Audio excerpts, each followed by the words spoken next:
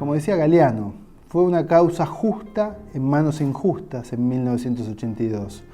porque se confunde lo que es la guerra de Malvinas con la cuestión Malvinas, que es el reclamo diplomático, con la causa Malvinas, que es algo mucho más profundo y que tiene que ver no solamente con nuestro reclamo de soberanía, sino con nuestra propia idiosincrasia, con la resistencia a las invasiones inglesas de 1806-1807, con la vuelta de Obligado, con el viaje de los cóndores poniendo las banderas, las 7 banderas en las islas, hasta con el gol de Maradona. Bueno, la causa Malvinas va mucho más allá que incluso que el propio reclamo de soberanía. Es algo que atravesaba el campo nacional y democrático, pero que fue apropiado por un nacionalismo autoritario que primero lo utilizó para sostener la dictadura y luego la utilizó para reclamar impunidad. Y eso quedó bien claro en Semana Santa, aquella Semana Santa en la cual después de esa famosa frase que tan cuestionada que a Raúl Alfonsín, él dijo al mismo tiempo: la casa está en orden, pero al mismo tiempo dijo: son héroes de Malvinas. Se arrepintió inmediatamente y cada vez que tuvo oportunidad de aclarar que hubiera sido mejor ahorrarse ese calificativo, porque los verdaderos héroes de Malvinas estaban en la Plaza de Mayo sosteniendo la democracia, el campo nacional y democrático le fue muy dificultoso abordar el tema de Malvinas. Y en ese grado de desmalvinización quedaron solamente las voces de aquellos que reivindicaban la guerra como una gesta, que ocultaban lo que se había señalado en el propio informe Rattenbach, que ocultaban el hambre, la impericia, ¿sí?, la falta de preparación de las Fuerzas Armadas para enfrentar un conflicto bélico que sabían efectivamente iba a ocurrir, porque Ronald Reagan se lo avisa antes de la guerra al propio Galtieri. Ocultaron que fue un episodio bélico contra una de las potencias más grandes del mundo, que nos alejó de Malvinas en vez de acercarnos y que fue utilizado para sostener un régimen en decadencia. Y frente a todo eso, los excombatientes con 18 años, cuando querían contar qué era lo que había ocurrido durante estos 74 días, eran descalificados, salvo que lo contaran como una gesta, como se les imponía contarle, eran descalificados y eran llamados los chicos de la guerra, los locos de la guerra. Así que les costó mucho a ellos organizarse primero con esa juventud y además entender que el acto más heroico de sus vidas había sido malversado por una dictadura.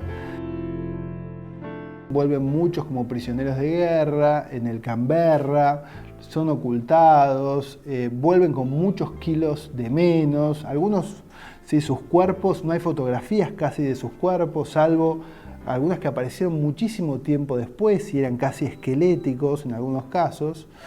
Los llevan a los CARI, que eran unos centros de recuperación, ¿sí?, y algunos denominan como una suerte de feedlot, les hacían comer para recuperar kilos y mostrarlos en mejor estado. Y ahí primero son interrogados por el mismo equipo que había llevado adelante los interrogatorios durante la dictadura, que que no utilizaban otros métodos que aquellos que habían aprendido en la Escuela de las Américas. Y en la Escuela de las Américas lo que aprendían fundamentalmente era interrogar con métodos violentos y les dan otra orden que aparece escrita diciéndole: ustedes son héroes de la patria, ahora se les pide un nuevo sacrificio. No deben contar determinados acontecimientos que ensucien o puedan ensombrecer, ¿sí?, la imagen de las Fuerzas Armadas. A ver, los servicios de inteligencia se han proliferado fundamentalmente a partir de la Guerra Fría y con lo que comentábamos recién de la Escuela de las Américas y creer que hay un enemigo ideológico. Los servicios de inteligencia tienen que estar para cumplir, ¿sí?, su función, que tiene que ver con la seguridad nacional, no con la seguridad interior. Fundamentalmente son otras las herramientas, pero de un modo u otro han sido muy útiles para doblegar voluntades, y por eso, más allá del éxito puntual o no que pueda tener una investigación, la impunidad que pueda existir o las dificultades que puedan existir para llevar adelante un proceso, creo que hubo varios momentos en los cuales se generó una discusión de sentido.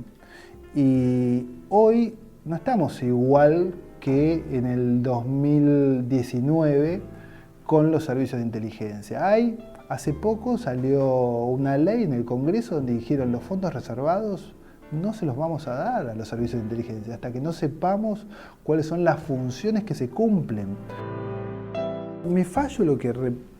señala un poco es algo que los propios convenciones constituyentes del 94 señalaron con claridad, que para nombrar a un juez de la Corte se necesita el consenso de 2/3 del Senado, de los representantes del pueblo, y que tiene que ser después de un diálogo político democrático. Eso, ¿sí?, ni más ni menos. Después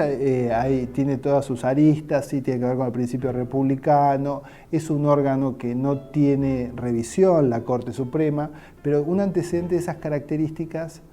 nombrando a un juez en la Corte, que es la última instancia judicial, que no hay revisión de ningún tipo sobre las sentencias de la Corte, hubiera permitido no solamente completar esta Corte de ese modo, sino los otros 300 cargos que están vacantes. Bueno,